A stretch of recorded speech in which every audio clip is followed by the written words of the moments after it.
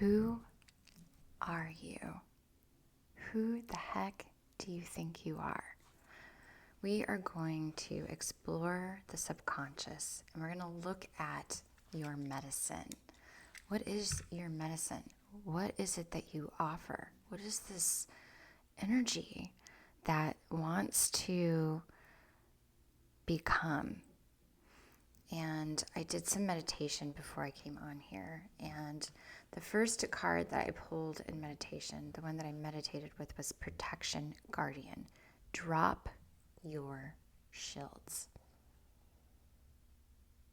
So if we're looking at who you are, right, I want to know, what is your embodiment? Who are you? And what I got was, you are a bridge between past and present. Your gift is remembrance, lineage, and ancestral healing. What does that mean, and how can we ground you in this energy? And I want you to know that this energy is imminent, omnipresent. There's nothing you have to do to ignite this energy. It's really, you are the universe. You are the portal. You are the woman or man of the light.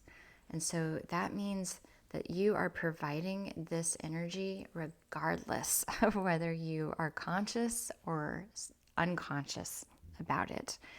And so we're gonna dive in here. There is this, I got this new deck, and it's called Earth Warriors Oracle. And this is a very unique deck, and I really wanted to know what was unique about you. Who are you? Is such a powerful question. Who am I?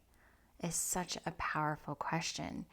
And as soon as I started to pull cards and take a look at the medicine, I'm always, when I ask who somebody is, I want to know who they are, what their core frequency is, what their vibration is, what their potential is.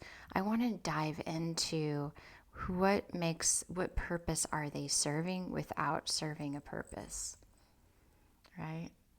Like if we just worked a job our whole life and just lived a mundane life without finding any way to serve, just kind of got on the cosmic wave of flow, you would still be serving a profound purpose.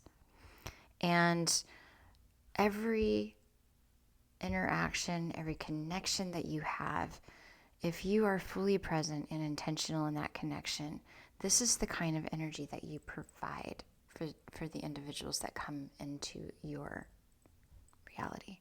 Because you are the portal. You are the bridging the gap between heaven and earth. You are the bridge, again, between past and present, meaning that you deliver, people remember who they are. It doesn't necessarily mean that they remember who they were in past lives. It's just the inner child. They remember their curiosity. They remember the positive side of life. They remember being playful. They remember singing. They remember dancing. They remember taking life easy. They remember this is what you provide for them. So this is the card I pulled from the Earth Warriors. Look at the art. This is you. Like this is you. You are this beautiful, colorful individual. She kind of looks like the maiden connected to the crone, or connected to the mother, or connected to the elder, right? She looks like, the butterfly on her head tells me she's already had a metamorphosis. Her auric field is illuminated, right? And then we've got the wolf here, the clan, right? That's what it says, clan of the wolf heart. Clan of the wolf heart. So let's take a look at what that even means. Just getting to know the author of this book. So Alana Fairchild is the name. But I love how you can see through just different lens in every energy. Like Alana Fairchild, she's a spirit guide. And so what she's done is she's provided us with some guidance to help connect to her and her spirit guides and how they've come through, because we're all in this together. We're symbiotic. We are a team. We are all one, but we are all one unique, sovereign individuals.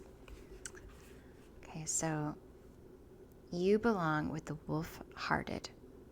This is a collective with boundaries beyond bloodlines and geography. It is based on soul connection to love's wisdom and higher truths of the divine. The collective is united through wolf medicine in the heart. These qualities of the divine feminine unify, allowing for a palpable experience of oneness that brings power to our collective wisdom and purpose. And so it says, we are the ones we've been waiting for. And giving more perspective on that, there's like 1% of every group in the world. So if your vibrational frequency is 1% of the billions of people on Earth, or the infinite frequencies, I would say really beyond and infinite, you are a 1% frequency. And so you're going to attract, like if there's 10 billion people in the world, imagine how many are vibrating at your frequency. Okay, so reach out for help from others whilst you honor and respect your individuality and your unique life journey. Balance social time with taking care of yourself, including your need for solitude so you can hear your inner truths and renew yourself. Anger can be a sign from the soul, a sacred gift that asks you to deal with a situation to bring about something different and more empowering. Use your anger as a sacred gift with compassion and clear purpose. Fight with the whole of your heart when you need to safeguard what truly matters. Be open to greater guiding wisdom so that you know how to be merciful and when to cut something off completely. Believe in the power of your inner voice and do not silence yourself. And listen, when you know that the supra power within you is providing this container or providing this space for others, you got to keep yours clean. It's important as a healer that you keep your space clean, clear, and concise. Less is more. The Caribbean mythology, the wolf is fearless and protective against maleficent witchcraft. In the belief systems of nomadic Turkic people, the ancient Romans, a she-wolf protects and nourishes the abandoned ancestors who would otherwise have faced certain death, ensuring future generations will thrive. In folklore, claims was born of a she-wolf. In Norse mythology, wolves are connected to the gods as faithful companions to Odin. In the myths of the Turkey, Mongolia, Japan, and numerous Native American peoples, including Navajo, Tuwa, Pawnee, the wolf is attributed supernatural ability and medicinal power. So you could be Leave it in the comments. Are you Native American? What is your authenticity? Let's share that with me. I'd love to know. The Alaskan Dena'ina recognized wolves as shape-shifting brothers. The idea of shape-shifting between human and wolf form is also present to Slavic cultures of Eastern Europe and Russia. In the ancient Indian texts of the Rig Veda, the divine created wolves to ensure that people continued on their journey. That just gave me chills, right? Because you are the protection guardian. You are the one who stands between past and present. You bridge the gap between past and present, bringing people into remembrance to savor that lineage. Though the wolf heart, we are kindled souls connecting with a shared bond, that of our humanity. Our external identities shift and change with circumstance, and our souls will travel through different ethnicities and cultures over many lifetimes. Still, our soul collective is universally connected through the heart of the wolf way. Wolf wisdom is the backbone of the emerging New World culture. What began as an alternative culture is now growing stronger, becoming more pervasive and conscious to the influence. Let us recognize the capacity for empowered spiritual intelligence within humanity. Spirit has blessed the wolf-hearted with intelligence, individuality, social and community values, commitment, and the ability to outwit the ego-driven enemies of the human soul. We are blessed with protecting and defending what matters to the heart and adapting to change successfully. May we realize our abilities, tap into the resources we have, and use them fruitfully. May we have joyful courage and confidence in who we are and what we are here to do. What a beautiful message of confirmation. So the first card I pulled was Protection Guardian, right? Alongside that, I pulled the Six of Cups, bridging the gap between past and present. Protecting the lineage, the genealogy, the childlike curiosity, remembering who you are and why you came into this life. This is who you are. This is your unique value to the world. Even if you don't see it. I remember there was a time, everybody would say, Bobby, you're so beautiful. And I didn't connect to that feeling. But there was a time when I was finally like, okay, you said I was beautiful, so let's get it. Let's do it. I'm beautiful. I'm beautiful. I just really embraced the message.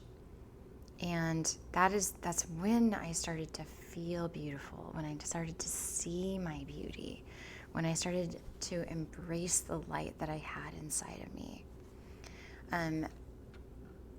A harmonic condition in the individual of society that permits assessment before renewed action. Ideas are captured over time. One who seeks stimulation. Ideas are stimulation for reflection. So I was just called to pick this card up. This is the Peace card. Beautiful red moon. And again, when I asked who you are the universe. You are one with the universe. You are an energetic being. I would say that you're a spirit here, and anybody that knows you, you offer protection. You open the heart. When people meet you, doors start opening, things start working. It's just a natural, it's a natural response to the medicine that you provide. It's a natural response to your auric field. The breakthroughs that they have, the communication that comes through when you're around, when your presence is in their life. Just, it's how you unlock the magical powers. It's how you unlock the creativity, the compassion, the prosperity, peace of mind, right? Like these are some of the happiest feelings that anybody gets. And sometimes it doesn't happen till after they leave your presence, because you do stand in your authority. You do have a value system and you have boundaries, and not all that come into your field are at high vibrational frequency. Why? Because they're plugging their cord into a high vibrational frequency so that they can receive the downloads. So your best course of action in any connection is stillness. Allow them to ask the questions. And I feel like this is, you may be a mother or a father, and you're really asking what your part is in your child's life. I really do predominantly focus on, I'm a mother of 4 young adult sons, and I really do focus on just creating presence in their life. I am not there to figure out their problems, but I do provide that guardianship, that protection, where they feel intimacy, they feel like they're connected to somebody special. And they don't always get that right away when they get out into the world. So Spirit is letting you know, you just be present. You are the offering. You are the one bridging the gap between past and present. You are the portal. Codes get unlocked when people come into your world. They feel your light of protection, right? You are this light. Look at that, just basking in it. All of these cards really do represent Spirit coming in and giving us every possible angle, every lens to look through, and they all reflect each other. It's all one pattern. Let's look at your vitals. Let's just see if you're connected to this divinity. I always like to see, like, we know what's going on behind the scenes, but are you connected to this? And what do we have to do to get you to see who you are? Who are you? Okay, so rest, intuition, and rejection. So it looks like you are connected to this energy. So we've got rest. So we got mind. Your mind is at ease. It's at rest. What if you knew all the answers of the world, and you had all the foresight you ever wanted, and you knew everything was always going to be okay, right? That connects you to taking a moment of peace within you, into the subconscious, moving into the body and listening to your body. Your body is always going to lead you in the right direction. But as long as you've cleared out of your body the lower frequencies, right? We remember fear from our past. And oftentimes it was like somebody came over yesterday and they came in and they're like, oh, should I take off my shoes? And I was like, if you want to, you can. And they really felt empowered to take off their shoes, but instead of doing it, they didn't. And so they sort of leapfrogged through the house. So I have, clear floors, and sat down, and as they were leaving, they were leapfrogging back out. And I thought, if you feel like you should take off your shoes, then you really, really should do that. You should consider your value system. But I don't feel bad. But the way that she was responding to having her shoes on was making me uncomfortable, was making me feel bad. So I just told her with authority, I said, if that is your value system, you should never enter a house with your shoes on, regardless of whether the people say you can or can't. If you stand in your full power and you stay within your system of operation and progression and whatever boundaries that you've set for yourself, because it's like, this is your book, and your book has all the rules in it. So her rules are to take her shoes off before she enters a temple. Okay. And she chose not to do it. She just didn't do it. I don't know why she didn't do it. She could have. It's up to her. I didn't require one way or the other, whether she did or not. I know that's sort of weird on my part, but I really like to allow people to do what feels right for them. And I find that the more time somebody enters my house, sometimes they do enter it in the first moment with the shoes on, and then after a while, the shoes come off. The blanket comes off, people start to feel comfortable, and then they start to naturally, organically honor my space. And I like to give it time for that. I don't like to direct or micromanage individuals. I like them to do what feels right. And she knew that the energy was asking her to take off her shoes.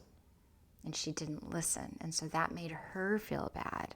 Even though I didn't feel bad, she was projecting that distortion onto me. And so I'd immediately be like, let's nip this in the bud, because we're a team.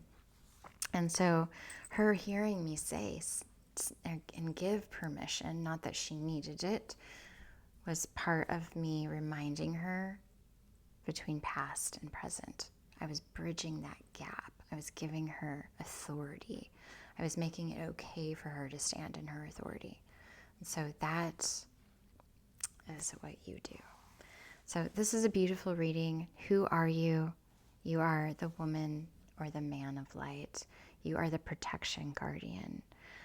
There are spirit guides lining up around you. You must have an inheritance that's either activating or has already activated.